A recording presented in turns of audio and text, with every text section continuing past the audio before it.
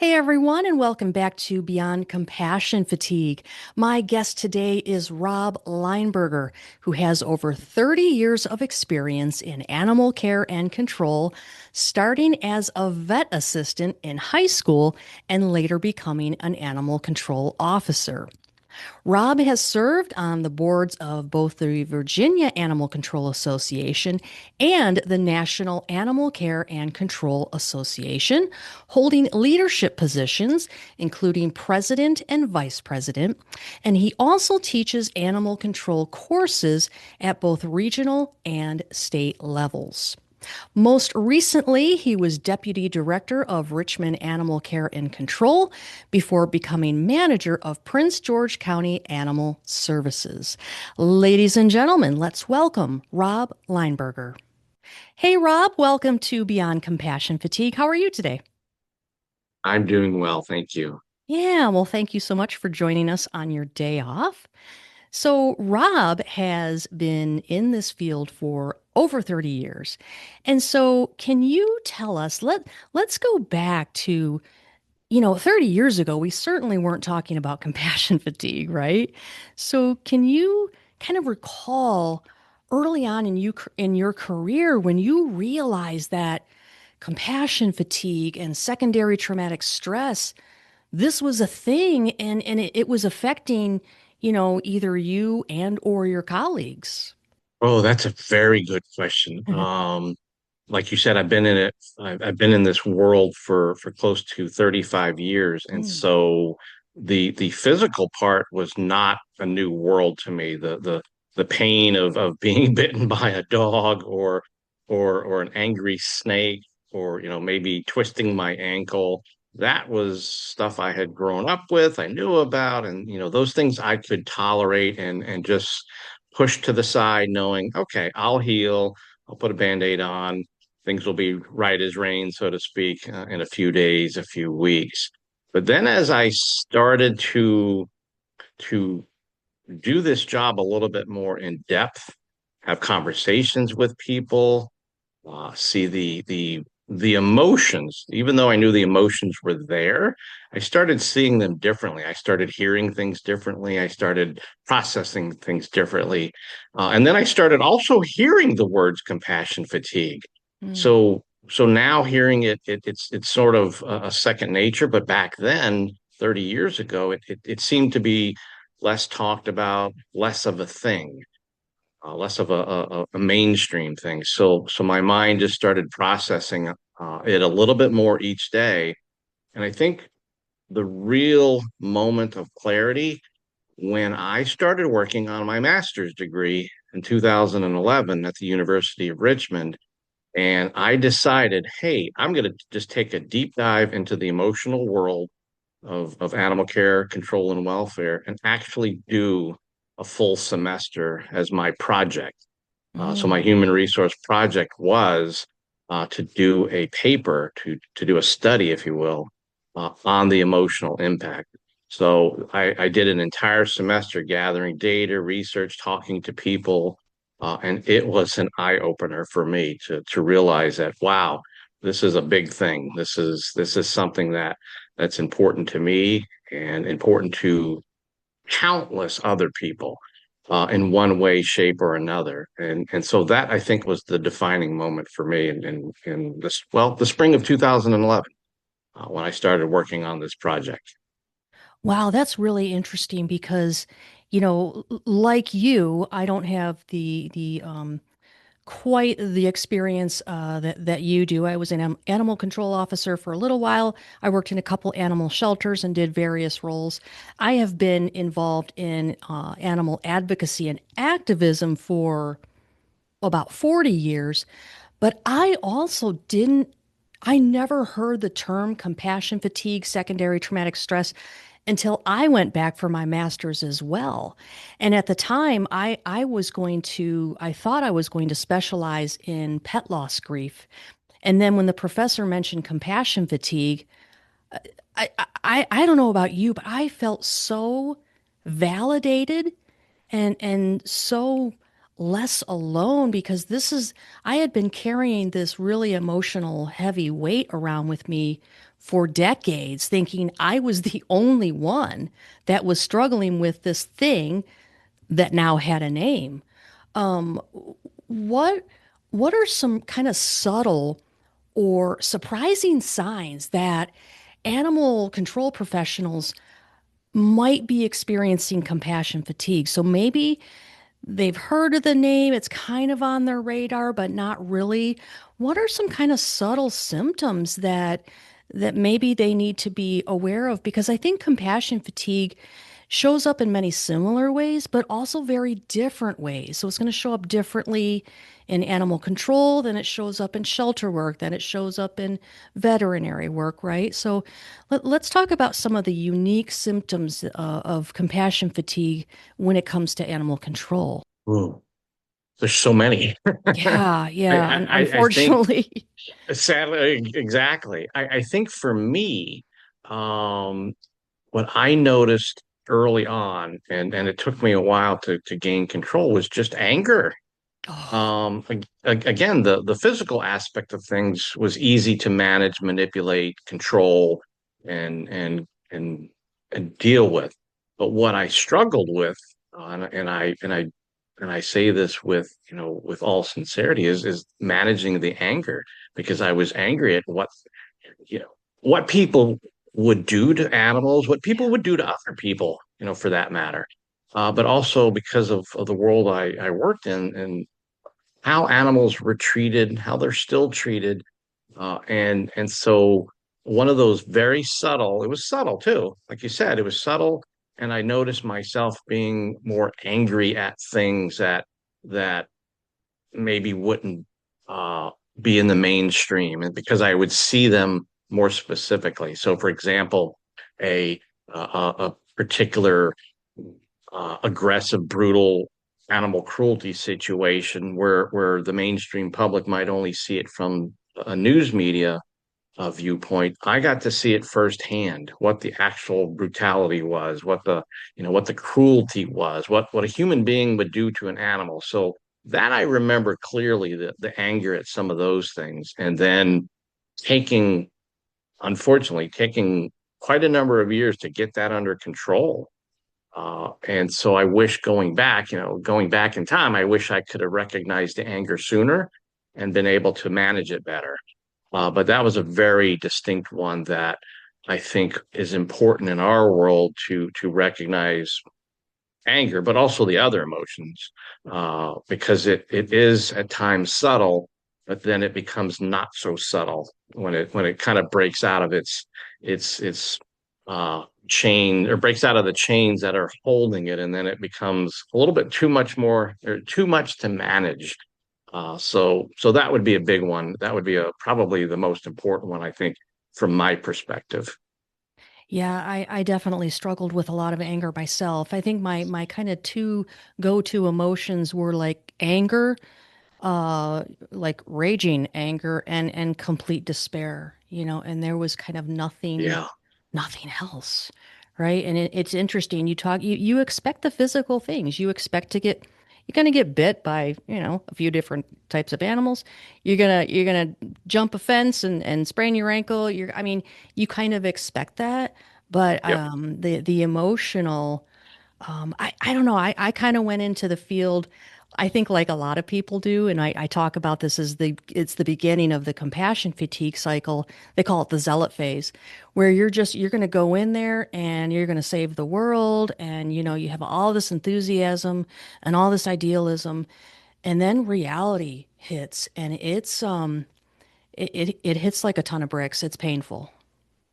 Yes, yes, absolutely. And they don't put it in the job interview, or it's not asked in the job interview. At least it wasn't in Right. mine or in the contract, that hey, you know what, you might actually experience some roller coaster ride of emotions. Can you handle Yeah. that? I wish that was in the interview, or Yeah, would have like been in the interview, you're going to experience some shit, and literally, figuratively. yeah, exactly. And it's kind of infuriating because like and I don't know, it's been a while since I've been in that field, but I know back when I was in it, it's you were either a glorified dog catcher or you were the leash police. And it's like The general public has literally no idea what animal control officers actually do, what they encounter.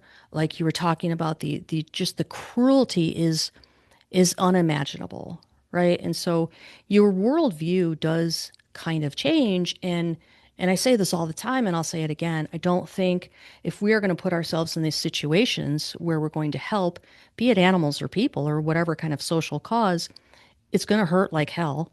But there are some things that we can do, and this took me a long, long time to understand. There are some things that we can do to reduce the suffering.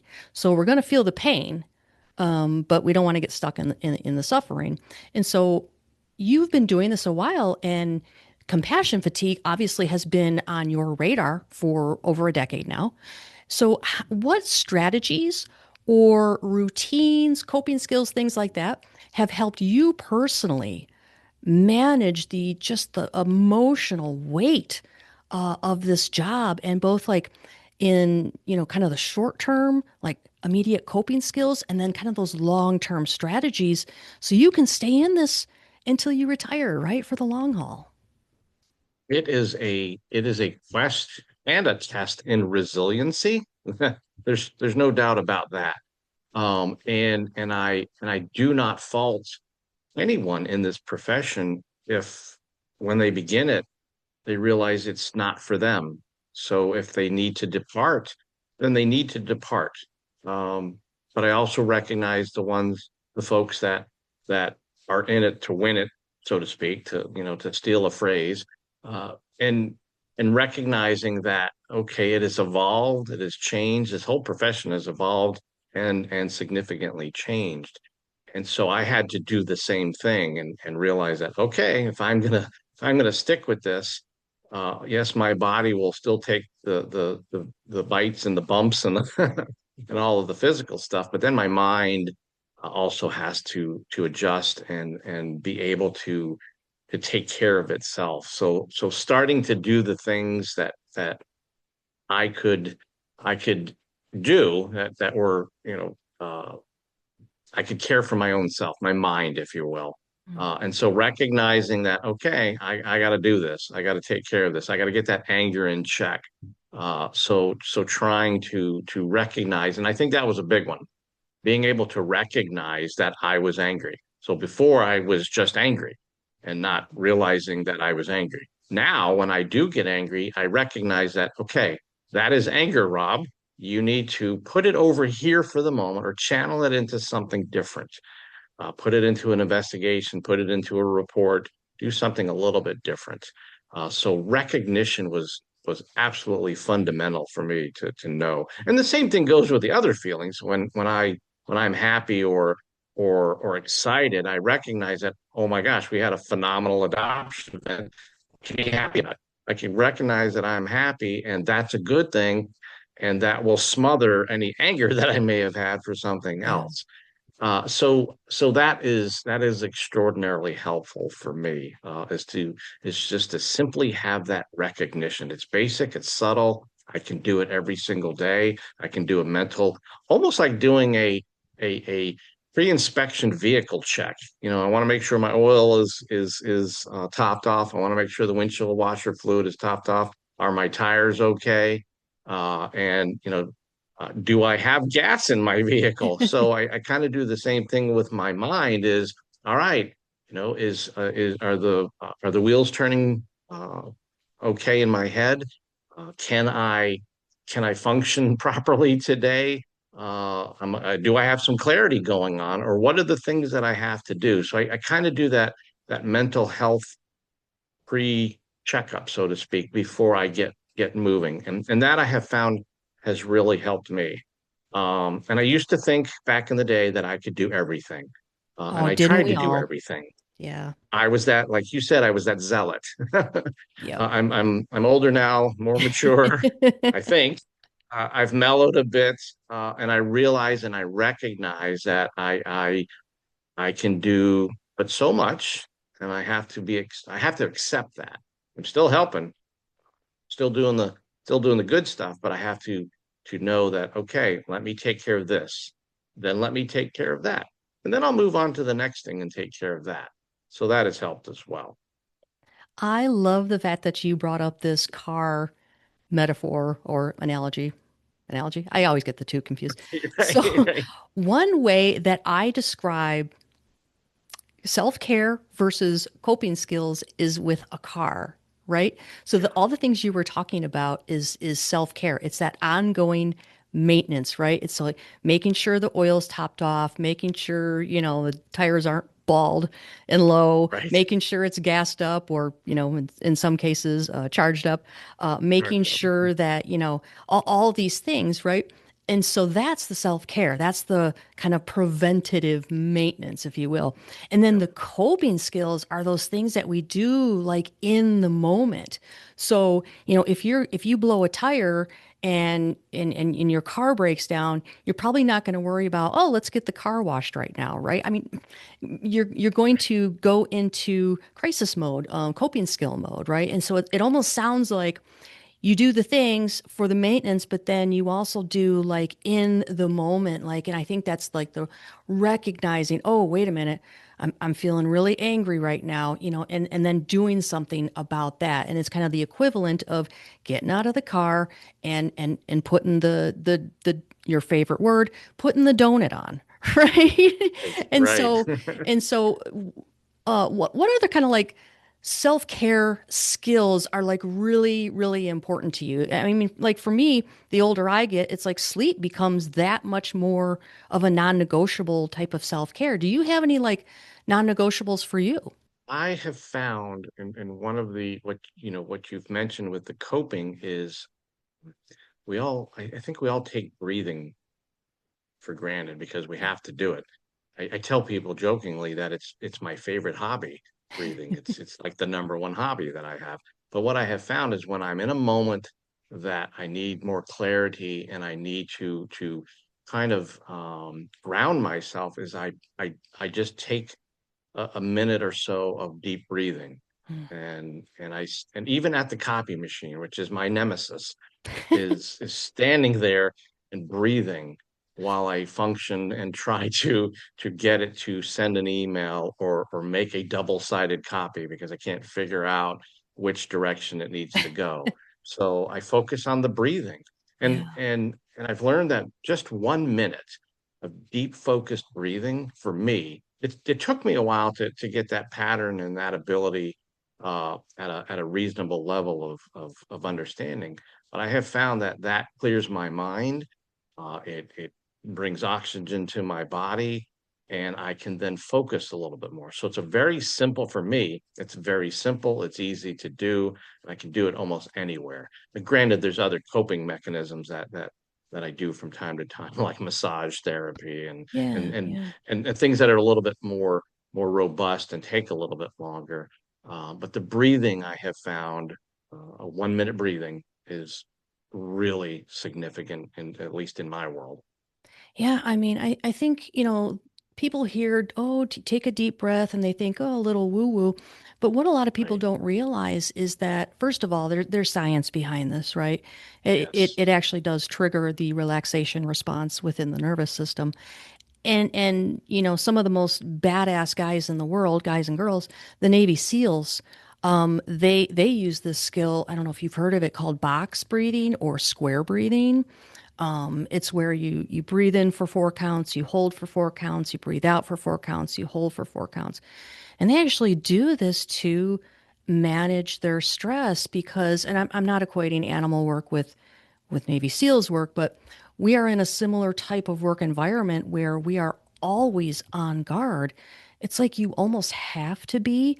I think the problem is, I don't know about you, Rob, but when I was off the clock, I was still in that hypervigilant state. I was still in that kind of fight or flight mode.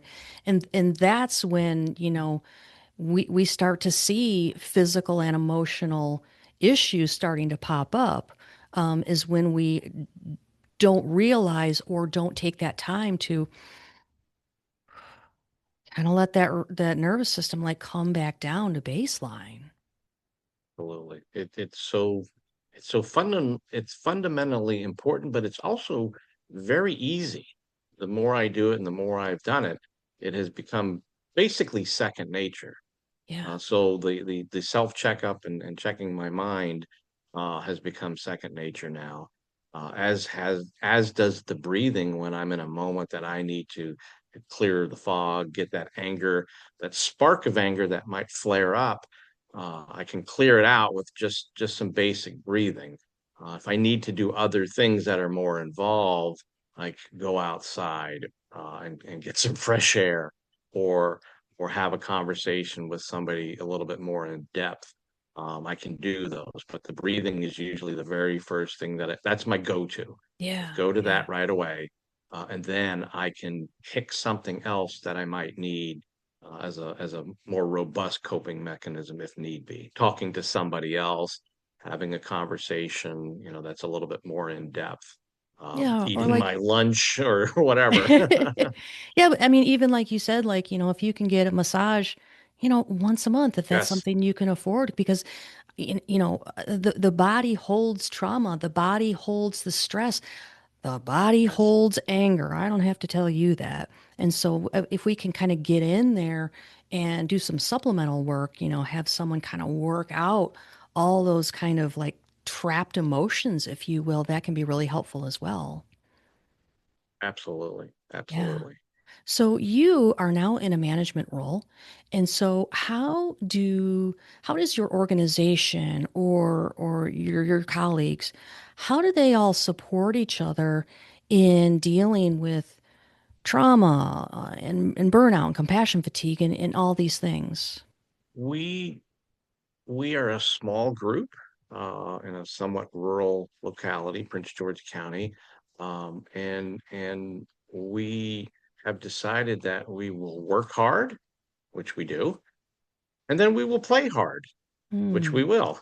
And so we recognize, and we've gone on a few outings as a group, those members that can make it. I mean, not everybody has that ability, and I recognize that, but the opportunity uh to to have some fellowship with other team members and have that off the clock, away from the office, away from the kennels and the world of animal care and control, and where we can sit and relax. The other night we sat by the Appomattox River and at a local place, and we just had good camaraderie and good fellowship and talked and laughed and cursed and had a few alcoholic drinks and some good food, and it was good stuff.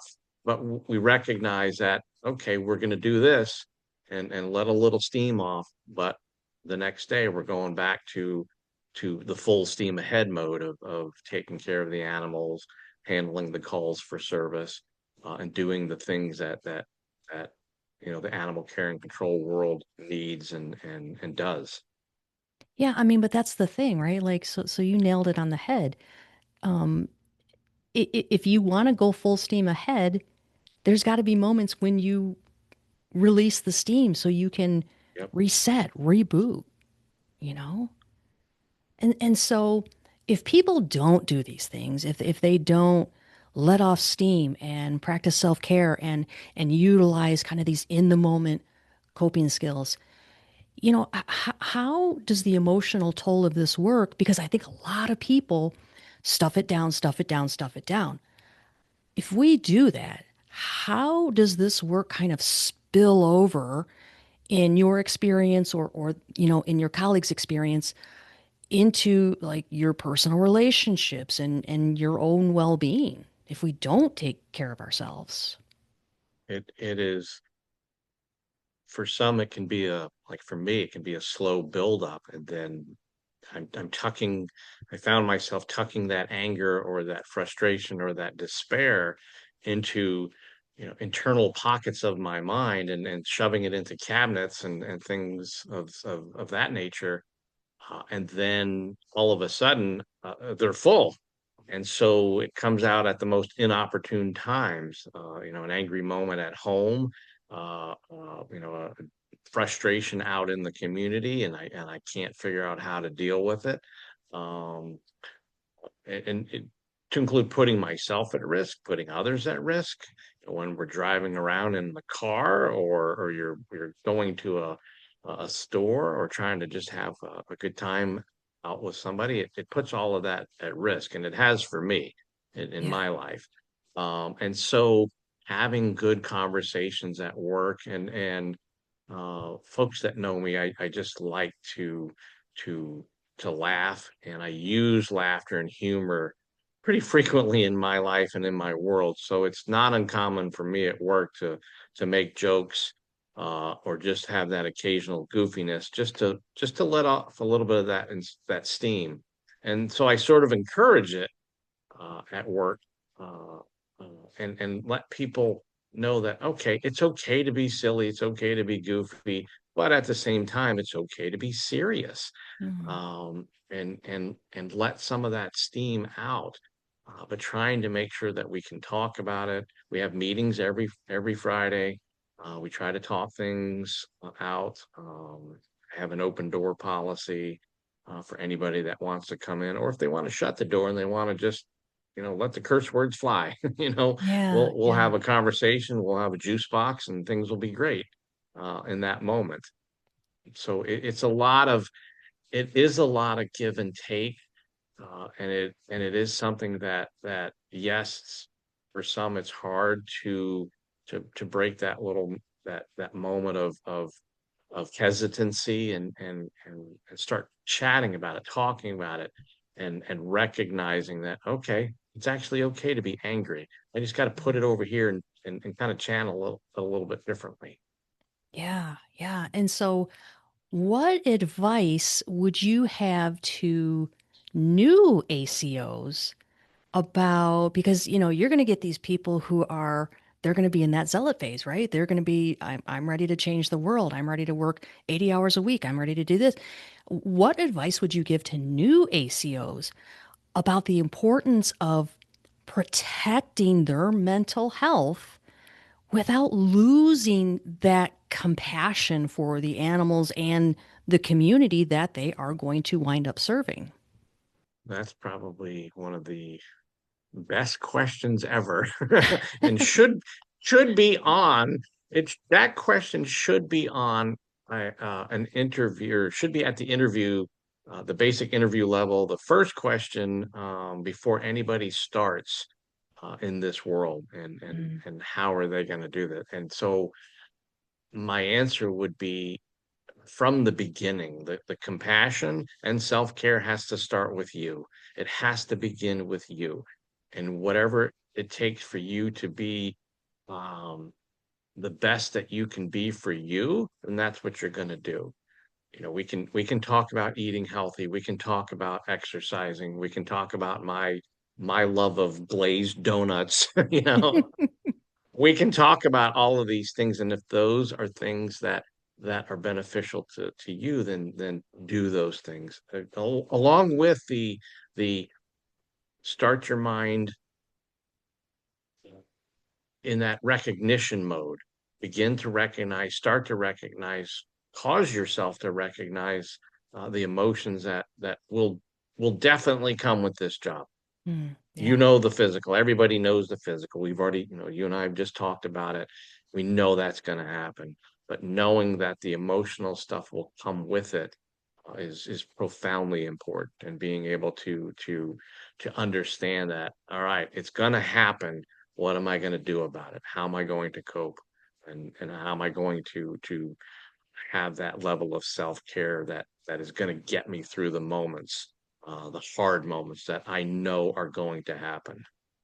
Yeah, I mean, just kind of looking back, had I had this awareness, maybe you feel the same way, but if had I had this awareness of, like you said, the emotional part, you anticipate you're going to get bit. You anticipate, some asshole's going to try to run you over because you're trying to write him a citation.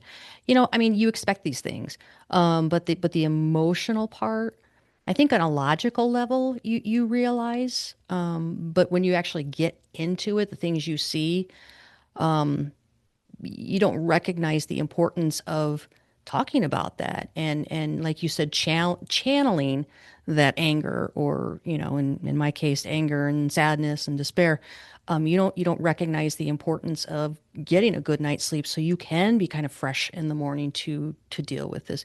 You don't understand well, I didn't even understand that my nervous system was chronically activated.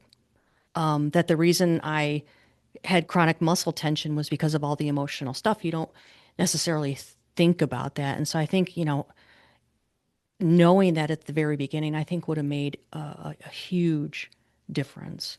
And so we talked a little bit about this before, but are there any like practices or trainings that you've had or mindset shifts that you found especially helpful in maintaining that R word, that resilience, right? Because resilience is the ability to overcome adversity. And it's it's the ability to feel that pain without succumbing to the suffering. Anything that's been really helpful for you that maybe we haven't talked about yet? I think for me, it's just been a combination of so many different things. You know, we mentioned the massage. I never thought a massage would be something so phenomenal. The very Yeah. first massage that I got was weird because it was a strange person touching my body. So that I had to overcome that. Which once I did, then it became a thing that helped me to release that tension and that Yeah. stress from a physical aspect. But also doing the things, and because I know and I've learned and I've experienced so much now, and this is important for those of us that have been in it for a while. And I wish I would have had that. So I wish there would have been folks back in the day that would have had that ability to or that wherewithal to tell me, hey, this is what's going to happen. So now, because I know this is what's going to happen, I try my best to share that. And so for me, that does actually help. So presenting compassion fatigue, emotional impact type of classes to animal control officers and such throughout the years has been extraordinarily beneficial for me because I can reconnect, I can talk with people. So trying to share the knowledge, spread the knowledge, spread the wealth, so to speak, and helping future generations has been um, a way to fill my well. And so encouraging people to seek out the training, seek out the classes, and things that will help you as an individual has helped me. So those are the things that I try to do. And being in a management position, I can then help make sure that that happens. Make sure people get trainings. Make sure people get to do the things that are important to them and have the flexibility and help them take care of their minds. I can't do it all, but I can at least point to things that and encourage them and give them ideas from my own experiences. So that has been really beneficial for me individually, as well as knowing I can help some other folks. I think having that support of management is everything. And it sounds like you do a lot of leading by example, right? You're modeling that behavior because if you never take a break, your staff is going to be hesitant to take a break, right? Well, the boss doesn't take a break, so we probably shouldn't take a break.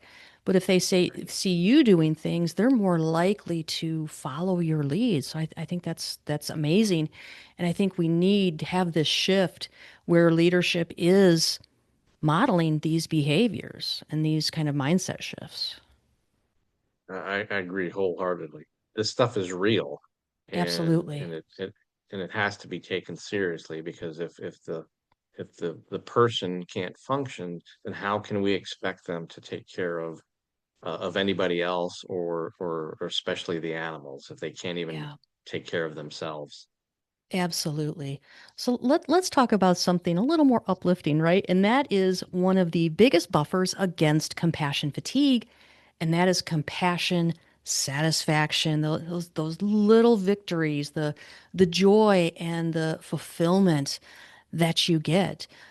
So despite the challenges, what for you personally, what kind of moments or experiences stand out to you and remind you of why you chose to go into this field and why you choose to keep getting up day after day and keep doing what you're doing? Oh, there's so many. Once I Thank realized God. that, okay, Yeah, thank God. exactly, exactly. Yeah.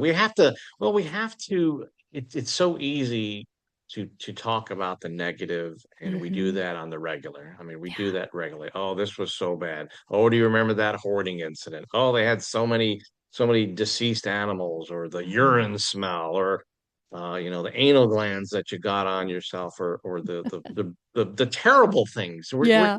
We jump to those so quickly. And what I find myself doing though is, okay, we got some wins going on too, though. We need to Yeah. celebrate those wins. So the other day at the shelter, we adopted out a somewhat geriatric dog. His name was Merchant, and he has some eye issues, and he's just an absolute goofball of a dog. So this is internal shelter world stuff. And he'd been at the animal shelter for a year, a Mm, yearish, give or take. And he finally got adopted. And so one dog, but one huge win. I mean, yeah. one simple dog that everybody loved got adopted. So we take those moments and we celebrate something like that.